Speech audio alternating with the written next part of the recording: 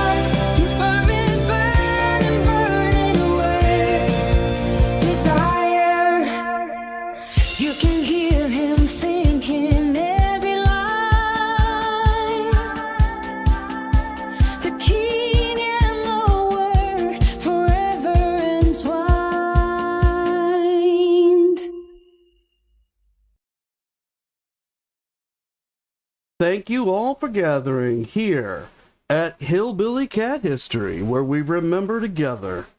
and listen for the echoes. Hi, Gun. Hi, Jen. Hi, Chillin. Hi, Colleen. Hi, Terry. Hi, Keith. I hope I didn't miss anybody. Welcome to the show. I appreciate seeing you all here. And let's talk about this place that we can see on the screen right now as we circle around it. This is Griffith Observatory in Los Angeles, California. This is one of those places that if you're one of the wives and this is your first time coming to California with the group, you've never been to California before, this is one of those places that is got to be on your bucket list to see. This place was special to Elvis. He was here at least once. But before he ever stepped foot here, this spot that we see before us, it existed in his dreams when he was just an usher in a darkened movie theater with a flashlight, escorting people to their seats. This was one of those places that he longed to be when he dreamed of being a movie star, before he was in the daily grind of it. And they're all in a bus right now in June 1967, and they're headed towards this observatory. This isn't the destination, but this is there where they're going.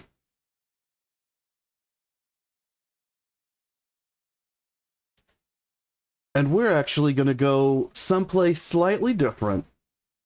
We're going to go backwards in time 1 year. We're going to go back from June 1967 to June 1966. And that's a spot that's been outside of our view until now. We haven't gone back this far, because we didn't know if anything that far back really connected directly into 1967. Hi, Luann. Thank you so much for coming. I appreciate seeing you here. It is 3:07 p.m. But there was an event that occurred in June of 1966 that I believe is tied directly into all the events that we have seen in 1967, including the purchase of the horses, the purchase of Circle G, the building of the ranch, the attempts to build a perfect place for a family, the getting married. Now, we've talked about the possibility that Elvis was coerced into marriage, that forces, external forces like the Colonel or Priscilla's family or the forces of society, that they worked together and they coerced Elvis into getting married to Priscilla, that wasn't his choice, that wasn't what he wanted to do. Well, what I'm going to introduce right now is another force, and it's much more powerful than the Colonel, far more powerful than Priscilla's parents could ever be. It has much more personal strength than anything that society would ever tell Elvis. We're going to look at something that directly affected Elvis, and it's tied to everything that we've seen in this series, but we didn't know it. And before we look at it, I've got to tell you a little story about Elvis's Uncle Tracy. Now, Uncle Tracy, he was Gladys's brother, Gladys Smith's brother. Gladys is Elvis's mother, and she passed away in 1958. And as Elvis fans, we know that was the most significant event in Elvis's life. and that it changed him forever. And if you've been following my other series about the spiritual quest, you'll know that once Elvis came back from the army and he got past the fact that his career wasn't over, and he had to get back to grappling with the death of his mother, which he had been able to kind of push away because he had duty to his country. He couldn't let all these people down. But eventually it has to catch up with him. And he starts wondering about his purpose in life. And then in 1964, Larry Geller arrives on the scene, gives him a copy of the book, The Impersonal Life. And that occurred here in California, that we can see on the screen, not at Griffith Observatory, but in California on the West Coast.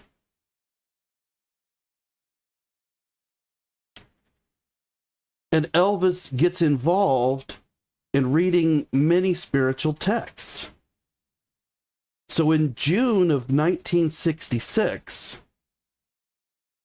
he has, a few months earlier in February, recorded How Great Thou Art, the whole album. So he was looking for something in 64 and 65. I think it may have accumulated, at least for that run, that spiral, in that particular album, How Great Thou Art. So I think in June of 66, on the spiritual plane, he might have been feeling pretty good about himself. Now, if you've been following that other series, you know there's a lot of emphasis in the books that he reads about alignment with the I Am, or who the books describe as God. And now he's put out God's Word, and it's in the process of being produced, and then it will be distributed. So he's right in the middle of that. Now, Uncle Tracy, when he was a little boy, he got sick. And it's when he was so young that it was before he could talk, before he'd learned to talk. And it caused him to go deaf. Mostly deaf. Well, I think completely deaf. He could speak. He learned to talk, and he could speak, but he was very difficult to understand. And so as a child, almost no one would pay attention to him long enough that they would learn to hear him. Gladys heard him. Gladys always knew what he was saying. Uncle Tracy, in order to get along in society as a child, began to walk on his hands. And he was known as the boy in that area of Tupelo who could walk miles on his hands. Now, this had the sickness and the effects on his hearing, his inability to speak properly. All of this also affected his overall mental abilities. So I don't know exactly how Tracy presented himself to the world, how we would have seen him. All we have is some descriptions by the other guys, but it appears that Tracy had difficulty keeping a job. He had like attention, like what we might think of as attention deficit disorder today, something like that. He had a short attention span. Now, was it shorter than normal people today who watch TikTok? I don't know. I don't, maybe not. But at the time, he was seen to have a short attention span, and he would have difficulty communicating with him. So that probably led a lot of people to think he wasn't following your conversations. Not really sure how true or not true that was. I think he had difficulty maintaining the same emotional state from day to day. And I don't know exactly what that would be. because again, he was completely undiagnosed in whatever issues he may have had, but he had a really difficult life. And when Elvis became successful and started to pull in money, of course, one of the people that Gladys took care of was Uncle Tracy, because she loved Uncle Tracy. Hi, Pat. Thank you so much for coming. Appreciate seeing you here.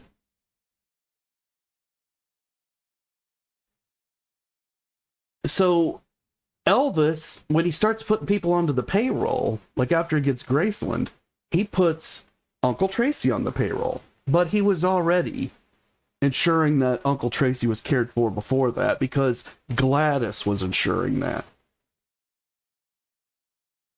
And then, as we've heard with his cousin, Harold Lloyd, who Gladys went to Elvis and said, Elvis, your cousin Harold, he's in need. He needs some money. Can you? And Elvis said, I already know. I've got the money in my pocket. I'm going to give it to him before he goes. There were certain people in the family that Gladys and Elvis were caring for. And one of these was Uncle Tracy. And after Gladys passed away, Elvis made sure that Uncle Tracy had enough money to do what he needed to do. And Uncle Tracy would sometimes go down to the gate with his brother. And his brother, of course, was Uncle Travis, who is Billy Smith's father. He's also Gladys's brother. And Uncle Tracy would do what he thought of as guarding the gate. Now, they were never going to let Uncle Tracy work alone down there. And he wasn't really on the payroll to guard the gate. But sometimes he'd feel like he was down there guarding the gate. And I think he did some other jobs like that. But the truth of it is that Elvis was ensuring that Tracy had his needs met. And Tracy, when Elvis was gone to California and such, and then he would return to Graceland, Tracy would get it in his mind that Elvis owed him some money, because he hadn't seen Elvis for a while, and Elvis normally gave the money directly to Tracy. Now, I'm sure he got it from the office or wherever he needed it when Elvis wasn't around. Those details aren't in the stories. But I'm sure Tracy wasn't going hungry or in need. But when he would see Elvis again after a long time, he would say, hey, I come for what you owed me. And Elvis would say, yeah, Uncle Tracy, well, how much you figure I owe you?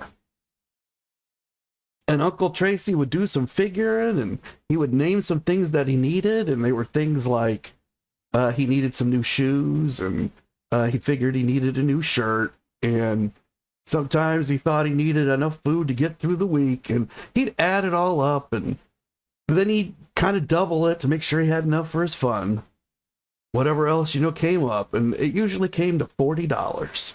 Almost always came to $40. And Elvis always had that $40 ready, and he gave it to Uncle Tracy. And so Elvis cared for Uncle Tracy. He took care of Uncle Tracy. And in June of 1966, on June 18th, Uncle Tracy has a heart attack. But he makes it. He doesn't pass away, he makes it.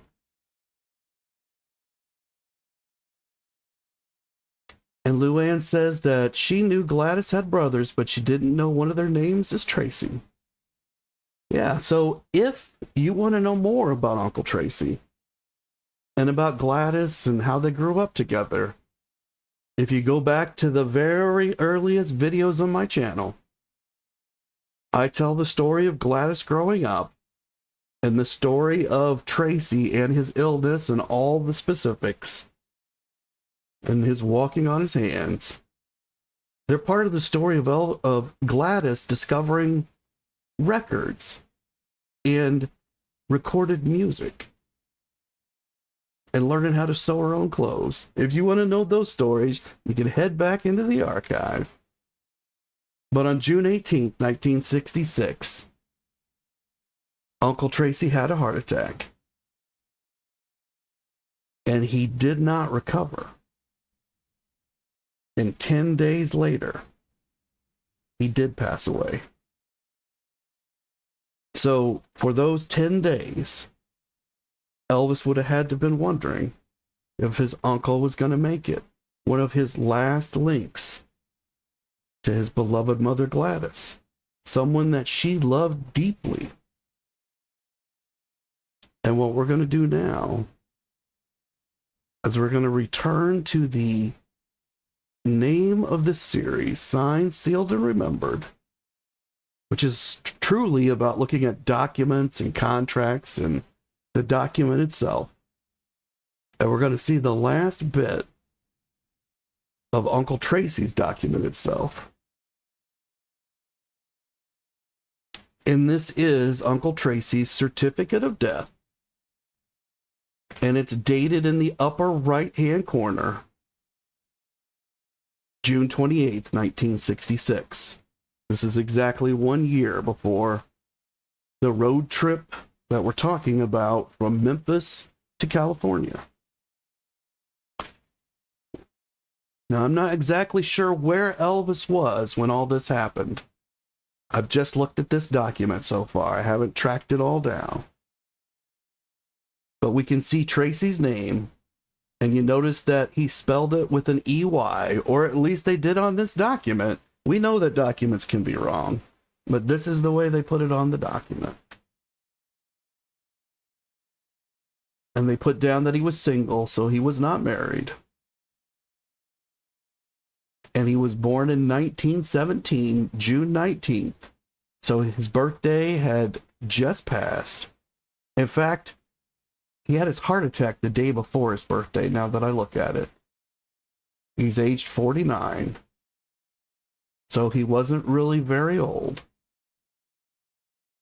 Probably younger than many of us on this broadcast. You can see that he was at Methodist Hospital. So I'm going to guess that he had the heart attack and he was taken to Methodist Hospital and he remained there for those 10 days. I can't be sure of that. But I think that's what this might be telling us. And that his occupation was a farmer. And he was born in Lee County, Mississippi, which is where Tupelo is. And he had no social security number.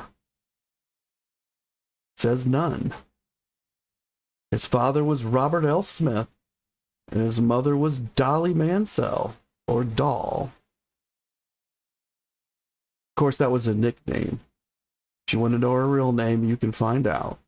And if you want to know how many brothers and sisters Gladys really had, the only way to know is to watch those episodes that I put out here on Hillbilly Cat History, because there are no books that have the right number. Everybody has a number that's too low. But I track down every single person, and I show you proof in the videos. Now, the most important block for us is number 18, where it says the informant is Elvis Presley, Whitehaven, Tennessee. Elvis himself informed whoever it was that needed this information for the certificate of death. Elvis was personally involved in making sure that whatever closure the state needed for Uncle Tracy was completed.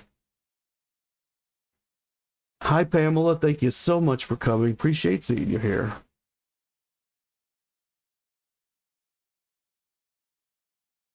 And Gunn says, is it true that two of Gladys's brothers died young as Gladys did? It's true that Tracy died at 49, and it's true that Travis died fairly young as well. The very brother that Tracy's down there at the gates with. I don't remember the exact dates of Travis off the top of my head. I do have them. We can look at them at some point. But she also lost a sister before she was ever born. Gladys had a sister that she never met who died in infancy.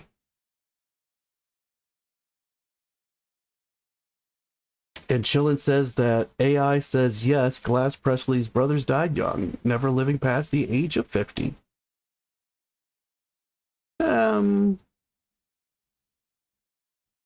I'd have to look at that slightly more closely. I think there are some that made it past 50. But the ones that AI knows about, no, they didn't make it past 50.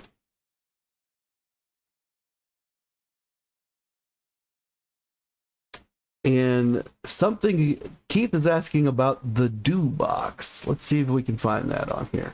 But let's look at the cause of death. Myocardial infarction, acute, with arrhythmia. Well, we've heard that word arrhythmia before. Of course, we hear it a decade after this, when Elvis passes away. But the I'm not going to say it again. The infraction, that's a heart attack. Everything in that line says heart attack.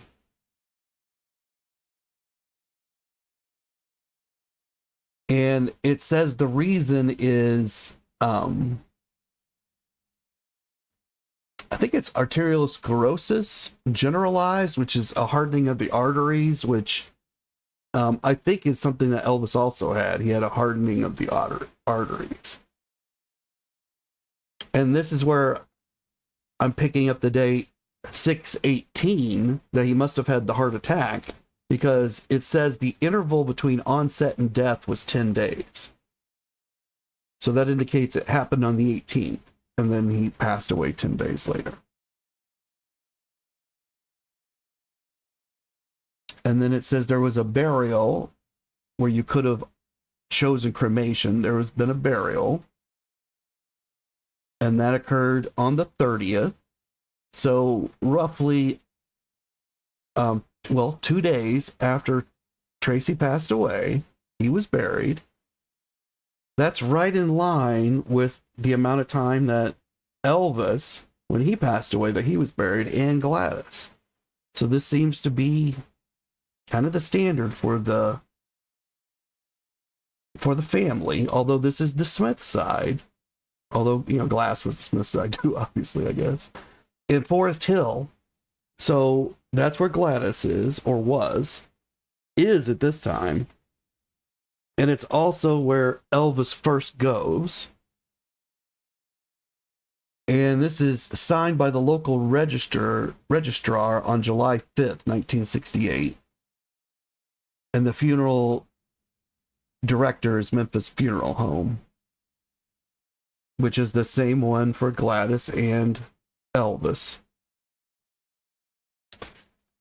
It says, was an autopsy performed in number 30? It says yes. So that also mirrors Elvis.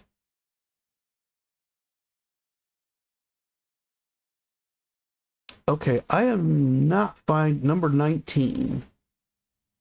1819 cause of death. Okay, so we went over that. And due to. Okay, I get it, Keith. Thank you so much. So we've been over that. But that's that's at least some of the information I'm able to pull right away from the certificate of death. And the point here is that Elvis dealt with this himself. And that his mother had already passed. Now he loses Uncle Tracy.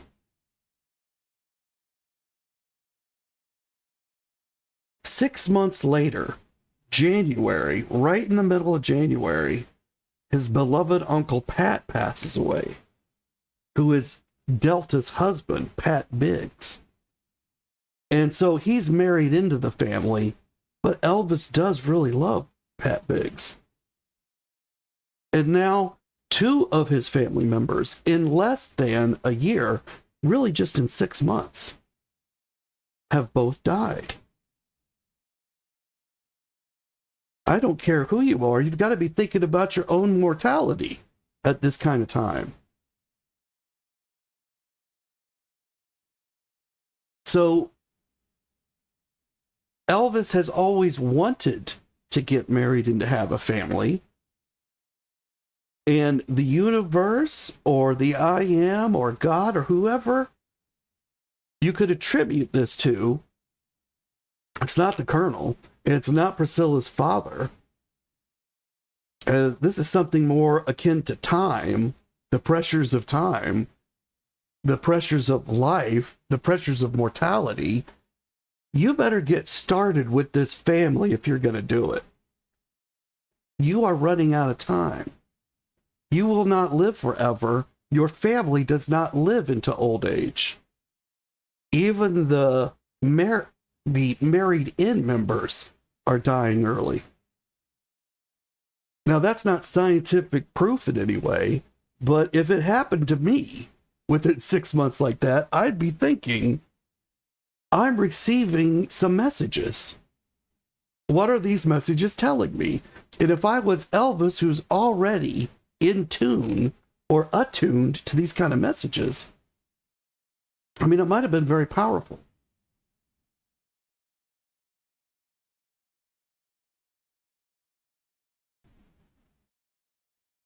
And here we see a medallion, which is a symbol of the tree of life.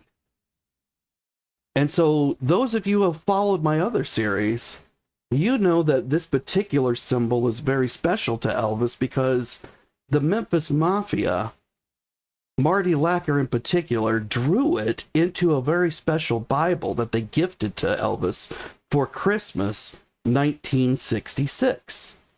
6 months after Uncle Tracy has passed away. Or I'm sorry, 1960. Well, forget the date. I've forgotten the date. But we know that happened. If you want to know the date, be sure to check that other episode of mine. Because my memory, you guys know, if I don't have it written right in front of me, it's terrible. But we know this medallion. We know that it was given to Elvis as part of that Bible. And then right after that, the guys had a medallion made that had all of their names on the branches.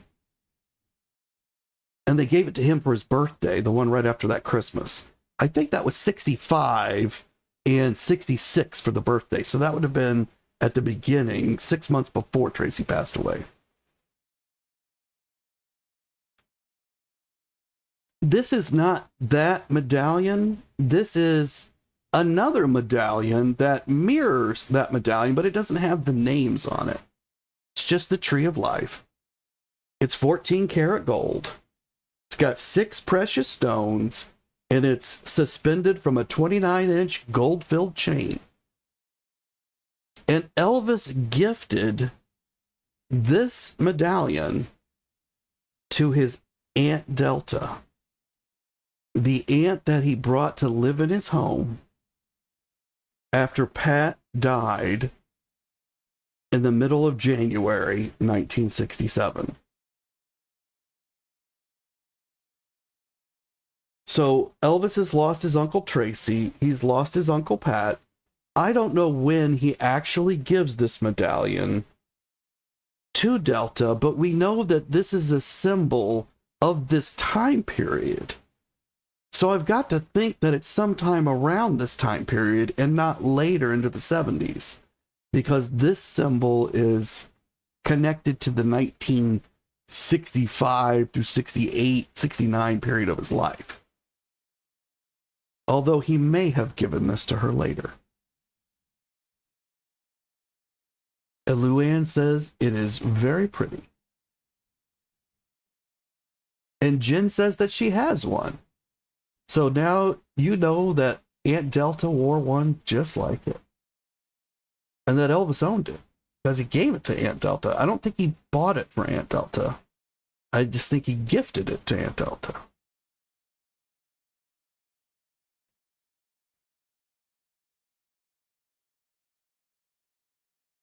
And we're going to move from that gift to this one.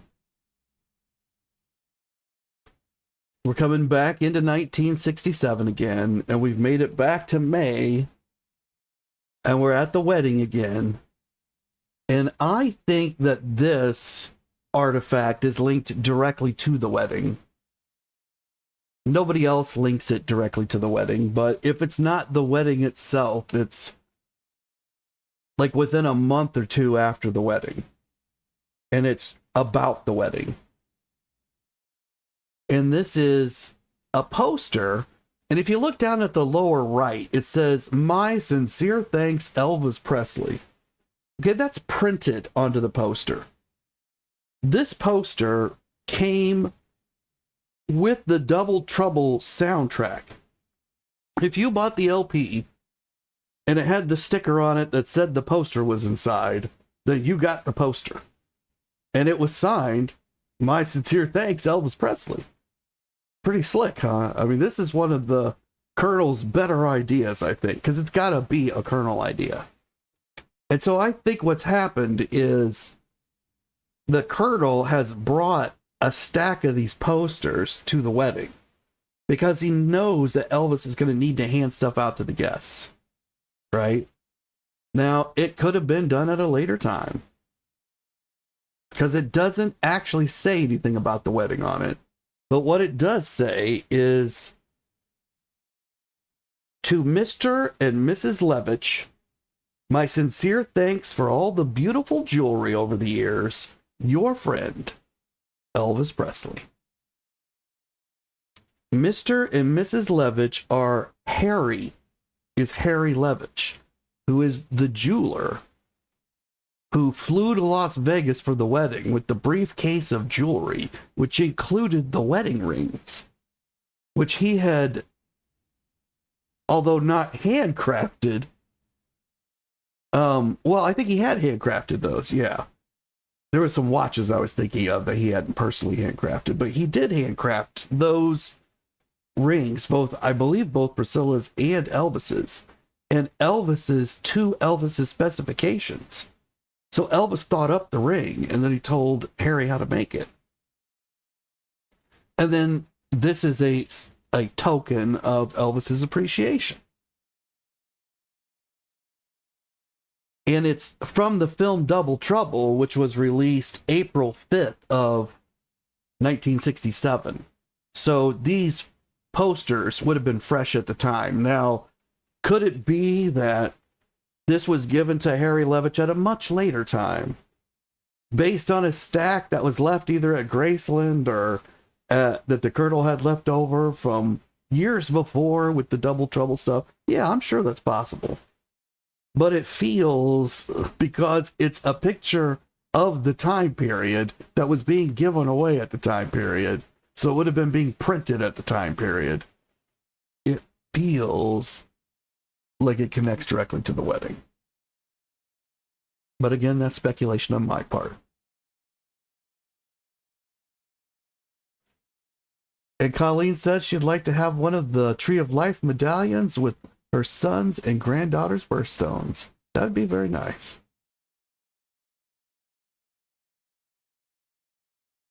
And Luann's asking what size that Jen's medallion is.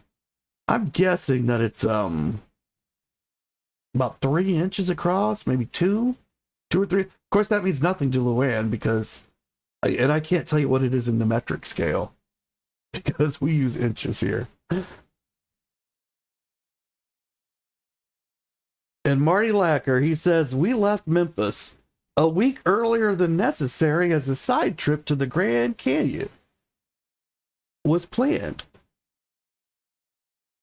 So Elvis and the gang, they're going to get into the big bus that Elvis owns, and they're going to head from Memphis to Los Angeles, but they're going to take a side trip to the Grand Canyon. Now, Marty's told us in the last episode that this was all Priscilla's idea, and she talked Elvis into it. And then he turned around and said it was Elvis's idea because he was really into family things at this time. Jerry Schilling is very excited because he gets to bring his wife Sandy along, and they're newlyweds. And so everybody is piling in this bus, and we're going to head out for California.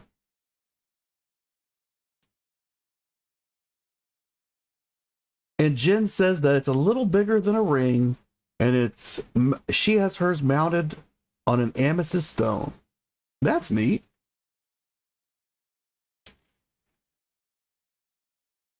Now, Speedway, the movie that they're all piling in the bus to go film, it was originally planned as a film to star somebody else. It was not meant to star Elvis Presley. It was meant to star Sonny and Cher. I don't know if anybody here remembers when Sonny Bono was with Cher and they were a hot couple together. And it was so strange because, well, Sonny, he just didn't seem to pair up with Cher, but they were a hot ticket for a while.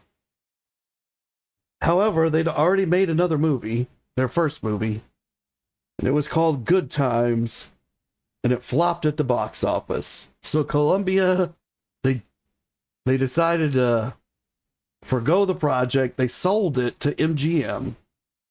And MGM, they recrafted it into an Elvis Presley vehicle. But this movie began life as something that Sonny and Cher were supposed to star in, not Elvis and Nancy Sinatra. And Keith says he wonders who has the medallion now. Well, it's a collector. Somebody that paid for it. Delta had, I believe, sold it or gifted it to a fan back in the 80s.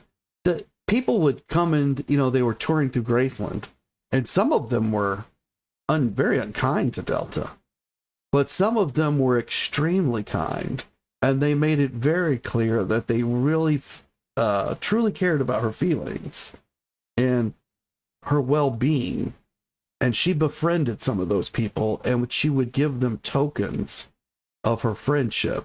I think she may have actually thought she needed to purchase their friendship. Or maybe they were signaling that she needed to purchase their friendship. Or it could have just been the spirit of generosity and her desire to share Elvis. But I do know that she had to have been lonely in that mansion those last years when all of her family was gone. And the strangers would tour through every single day.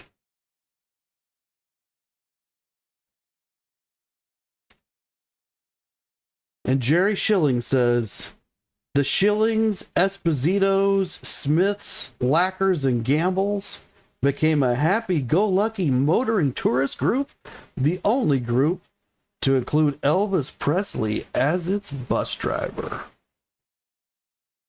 And we can see that bus right here. It's time for all of us to get aboard so that we can make it out to the Grand Canyon and Speedway with them.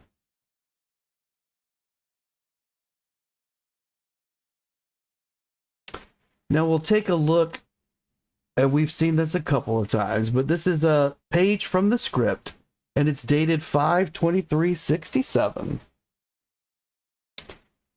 And so we know that the script was written at least that far back, but I happen to know that the script was written originally because, like we've already said, this movie was already kind of done and was developed for Sonny and Cher. There was a script dated November 16th, 1966. But back then, the title was So I'll Go Quietly. And it was 29 pages. And then on December 13th, about a month later, they had another draft of that script. Same title, So I'll Go Quietly. And it was about 40 pages. Now, Marty Lacker, he tells us that almost everybody enjoyed the trip, except those of us whose wives were not there. Because we had children in school, Billy's wife, Jo, and my wife, Patsy, decided to stay in Memphis.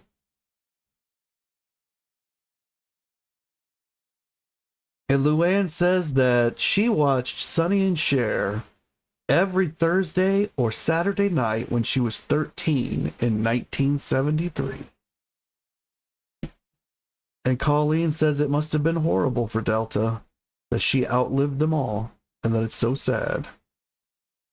Colleen also remembers watching Sonny and Cher, and Jen says that she loved the Sonny and Cher show. And Colleen says that Billy Smith resembles Sonny Bono, and there is some truth to that. At least when they're both wearing a mustache. They have a similar mustache. But let's look at what Marty said here. He said that his wife, she didn't come. Now, Marty lives in the apartment that used to be a garage at Graceland. And I'm not sure where Joe is living. I think she's living in the trailer at the Circle G. That would be my best guess. So they've stayed behind. Although Marty makes it clear they decided to stay behind. They had an option to come. Their kids would have been back there. There would have had to have been arrangements made. They chose not to. You know, I could respect their choice not to, but I think we also have to respect that Elvis gave them a choice, and they chose not to come.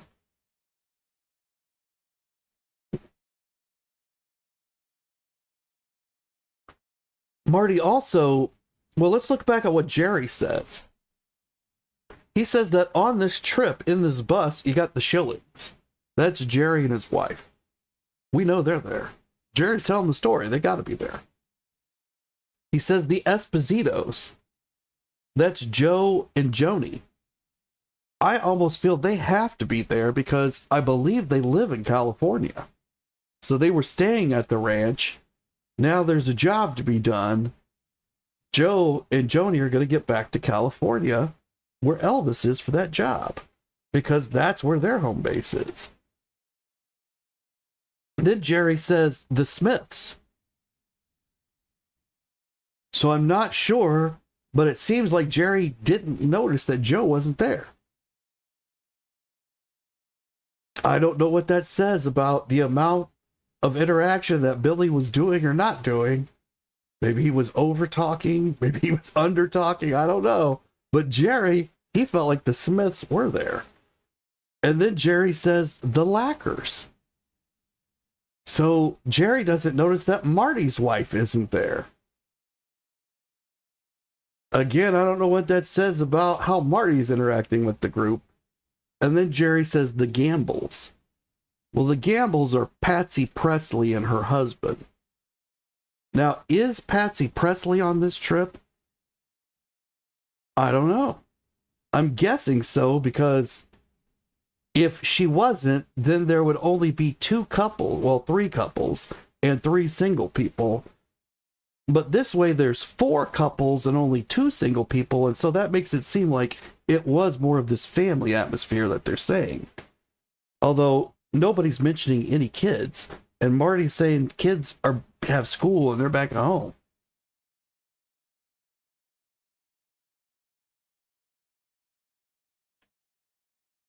And Luann says that Cher had the most straight hairstyle and that it suited her. She did. Her hair was very straight and extremely long. And Jen says that her hair was gorgeous. And Colleen says that it was shiny. And yes, it was shiny and long and gorgeous. She definitely was blessed with that hair in the 70s. And Luann says, is Jerry Schilling in a second marriage? Well, this was Jerry Schilling's first marriage in 1967. Later, Jerry will marry Myrna Smith, who was one of the Sweet Inspirations. Eventually, they split. I think Jerry gets married again later, but I couldn't tell you for sure. And I don't know how many total wives he's had. I just know of those 2. And Jen says that she thought he married Marinette. Um, I don't even think it was. I don't think it was the 80s. I think it was in the 70s before Elvis passed away. Can't be positive on that. We'll have to look that up. I do know they were married at some point. And Chilling says that Jerry Schilling divorced his first wife, Sandy, in 1973, and the couple were married in 1967. Their marriage lasted for 6 years, and then he later married Marilyn in 1980. There you go. And they divorced in 85 and is currently married to Cindy Burnett since 2000. AI finally comes to the rescue. So 3 marriages for Jerry. And Cindy and Jerry are living in that house that Elvis bought for Jerry. Out here in California, where we're trying to get to. Now, Elvis, for this movie that he's driving towards, he's being paid $850,000, which is less than the $1 million that you've heard in the myth that he makes for every movie. But it is equivalent today to roughly $8.5 million. So, relatively, like, compared to what our stars get paid today, it's really not that much, right? Like, movie stars get paid a lot more than 8 or 9 million sometimes now. But in the day, this is one of the highest. Elvis was right at the top of the highest paid guys, if not the highest, 850. Now, he also had 50% of the profits. That wasn't the kind of deal that the Colonel really liked, because he didn't like the monkey business that went on with the accounting in Hollywood. But in the end, that means this deal was worth more than $1 million. So Elvis did get paid more than $1 million. He just didn't get a guaranteed payment up front of $1 million. But that's how the myth is structured. When they say $1 million, it doesn't mean Elvis collected $1 million. It means the deal was structured in such a way he should have collected more than $1 million. Now, I think he probably did collect what was owed him, because Colonel would have been on top of it. But another star might never have been able to get this 50%. Like, even today, guys like Peter Jackson, who filmed the Lord of the Rings trilogy, somehow the accounting came out that movie, those 3 movies, they didn't make any money.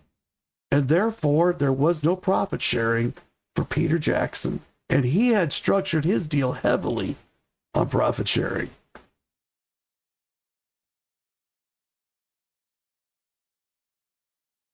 And Colleen says that she's had Jerry's book for about 2 years, but can't seem to get through it. I didn't mind it that much. I thought it, but it was one of the very first books I ever read about Elvis. So I was very hungry to read those books. And Luann says that she's seen a picture of Jerry Schilling and his new wife, and she has a nice dark complexion. And Chillin says, I listened to the free audiobook on YouTube of Jerry's, I guess, and liked it. Very positive take on his friendship. Yes, and Jerry, he's sanctioned by EPE, so his book's wasn't ever going to say anything bad. It's like George Klein's. Their books are okayed by EPE because they do say wonderful things, and they don't put anything terrible in the books, and they don't feel a need to. And so I think that's a testament to their character. But if they were to put something like that in the books, well, then EPE would not back them either. So they do have a motivation not to put those things. But I think that they're both stand-up enough gentlemen that they don't tell those kind of stories. That doesn't mean everything that they say is correct, though. They both have a lot of errors, but they're created through their perspective. So I put out a post today that has a clip of George Klein, and he's talking about his memories of the coach in high school that we looked at in a previous episode, the coach who gave Elvis a quarter sometimes so that he could purchase his 15-cent lunch, have a little left over for that next day. I don't think that George knows that the coach gave Elvis those quarters, because he had a less complimentary view of the coach. He knew the coach firsthand. He'd met him. George never played for him. George wasn't a football player, but George was the president of his high school class there at Hume's. So he did know the man in the sense that that was the coach at the school where he was. So he has a very important perspective, but it doesn't quite match up with what the coach said. So it's interesting to hear George's take on it. And George tends to lean more towards what I think is the myth. And George, I don't think, had a personal relationship with the coach, but I do think that Elvis did. So that's out in a post I put today if you're interested in that. And Colleen asked if Jerry has children. I don't know. We'd have to go back to Chillin' and the AI for that. I don't know if he does or not. Hopefully he does, because I know that he was very interested in a home family life at one point, because his mother died when he was young. His father still lived, but he was raised not by his father, in a household of relatives. We'll get into Jerry's story one day, get much more into that. But for now, we've got to stop it here. We're in the bus. I'm not sure that we've made it past the Tennessee state line yet, but we might be in Arkansas. And when we come back, we'll keep on barreling down this road, and eventually we're going to end up at Speedway. And until I see you guys all again, I am going to leave you with a song, and it's He Gave Away His Heart. Thank you all so much for joining me for yet another hour. Y'all keep on taking care of business.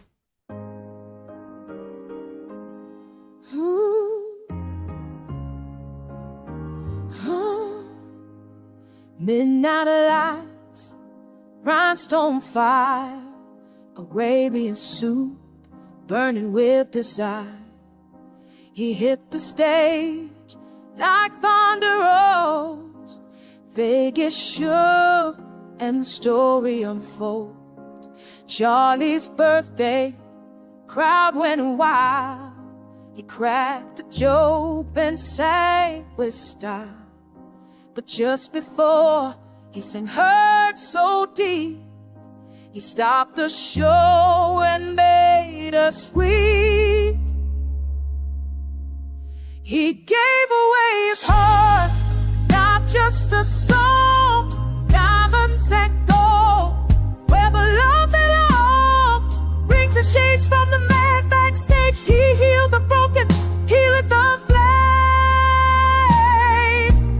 Oh, he gave away his heart, and I saw it all that night. Blackened hair, the man stepped near. Elvis smiled, the crowd could hear. Thanks to you, we raised the light. 17,000 hearts took flight. Then back behind the velvet door, he gave away a little more. Music ring, a boxcar shine, a suit that held his sacred time.